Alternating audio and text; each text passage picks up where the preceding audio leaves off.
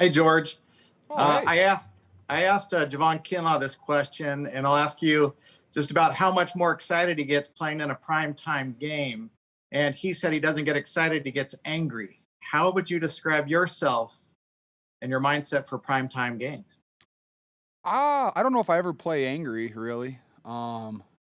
Just excited at the opportunity. Coach Shannon always says it's Thursday night, Sunday night, and Monday night football is when the whole world's watching. And so just adds that element of fun to it, I guess. Like I said, I get excited at the opportunity. I mean, 5:25 on a Sunday night in Levi Stadium is pretty exciting. I know our fans won't be there, but we're going to feel them, and um, it's just going to be really exciting to get out there and play again. I've been missing it, so just looking forward to Sunday. Hey, George. Hi. Hi. This is the second time you've missed games because of an injury. You've said how challenging it is for you. Has the mental approach, was it different this time, or was it the same challenge? Same challenge. I mean, every injury, every time you miss games, that's not fun. I mean, you can ask anybody that's missed games the past couple weeks. But knowing that I'm going to be healthy, I can go out there and play and not be worried about anything. Just let it loose. That's all I'm looking forward to. And once you get over that hump and you know that you're going to be back and you're going to be fine, it makes it a lot easier. And so, definitely my teammates made it a lot easier. They picked me up and definitely, they held it and got 2 wins. And I'm just looking forward to contribute and help the team this week. George, how close were you to playing last week? And how excited are you potentially to get Debo back in the mix and have something close to your full complement of offensive weapons? I feel like I can always play. I feel like I could have played versus the Jets, but that's just me. I think a couple things went into me not playing, and just a conversation with Coach Shanahan, and we just agreed it wasn't just the best decision. I wasn't all the way back yet, and it's a long season. I think if it would have been later in the season, I would have definitely gone. And but hey, now I'm here, and I get to play on Sunday Night Football against the Eagles. So that's what I'm looking forward to. And then what was your second question? Sorry, getting Debo back. Oh, I'm so excited. I love Debo. He the way he plays. I think we play very similar when we get the ball in our hands. It's just fun to be out there on the field with someone like that, and with him back too, it's going to elevate the play of our wide receiver room, and they're playing at a high level already. And so when you bring Debo back in that mix, it's just going to be exciting to watch them groove together, and from their dances to their celebrations to the excitement that they bring, they're going to be on one, and I'm just looking forward to it.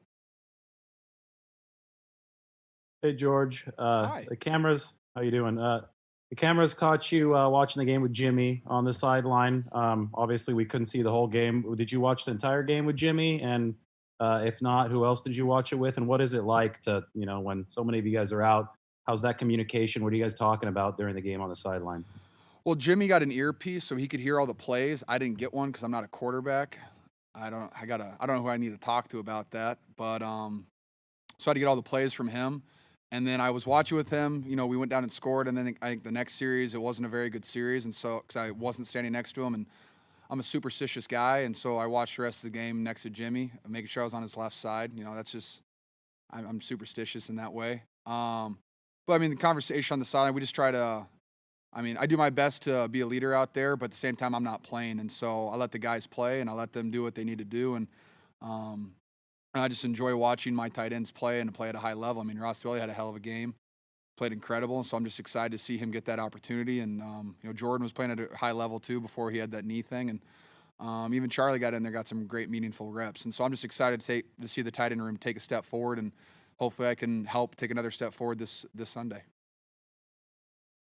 George, you literally drove me to right where I wanted to go. Your boy Dwelley, 4 for 4, I believe he was on Sunday. And you're on the sideline. Obviously, you have a mask on. We can't see your face. We can't see your reaction. I'm assuming you were pretty excited, but what was the feeling watching Dwelley out there? Every time I've been out and Dwelley's gotten an opportunity to play, he's done nothing but ball out. So he just keeps doing it. It's not even a surprise. Like, I expect him to go out there and excel at a high level and play at a really high level. And he does that every single time. And, whether he's getting 70 reps a game and 4,000 yards plus, or, he's getting 15 special team snaps with a couple plays on offense, he always plays at a high level. And I just love that. And every time he gets a chance to go out there and prove that he can do it in both the run game and the pass game, it helps us out because it just proves, to everybody in the building that, hey, he can handle a workload and he can go out there and perform at a high level. And I'm just so excited for him. And I mean, our tight end room, we always believe in each other. And, my tight end coach, Coach Embry, I mean, he believes in Dwelly. I believe in Dwelly. Our whole room does. And just seeing him go out there and excel just puts a smile on my face. Hey, George, you said a couple minutes ago that you try to be a leader. You try to be a leader even if you're not in the game. Mike McGlinchey said yesterday that whether you're playing or not, they can always hear you. Can you just talk about that leadership and why you relish that opportunity, whether you're in the game or not? I think it's a lot easier now because there's no fans. And so you can kind of hear everything, which is pretty interesting. But yeah, I mean, whenever, I'm in the game, players, we have, handshakes, conversations, ways just to stay into the game. And I try to continue those even when I'm not in the game. And whether it's talking to McGlinchey, yelling at him or, yelling at Dwelly, good football just gets me fired up. And we played a lot of good football on last Sunday in MetLife. And so I was very excited the entire game. I really wanted to be out there with them. But like I said, I get the opportunity this Sunday, and I'm just really looking forward to being back out there with the boys. Two more. Hey George, a few of your teammates have talked about the backups playing with so much confidence. It's one thing they noticed, how those guys are always confident when they come in there, and then a lot of that stems from Kyle Shanahan. How much does his scheme and the positions that he's putting you guys in, how much confidence does that give you guys, and how do you see that kind of permeating down the roster? I mean, I think the confidence it's really made, during practice, during fall camp and, during all the practices throughout the week. The coaches come to us, they give us a game plan, and then we always feel like if we know the game plan, it doesn't really matter what the opposing team does. As long as we execute at a high level, we can usually, we can come out with a win.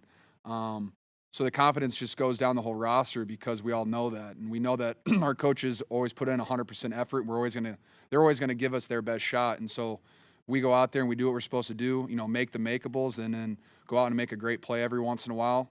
We play really good football. And, I think what we've done so great the last, from week 1 on to week 2 and week 3 is we're playing team football. Week 1, offense, hey, we were good, but we were bad on third down. And when we were good, maybe the defense wasn't at the top of their game or the special teams wasn't. And then the offense wasn't good when the defense was playing well. So week 2 and 3, we were clicking, we were rolling. And it's just fun to see that. And we're just going to try to continue that into Sunday.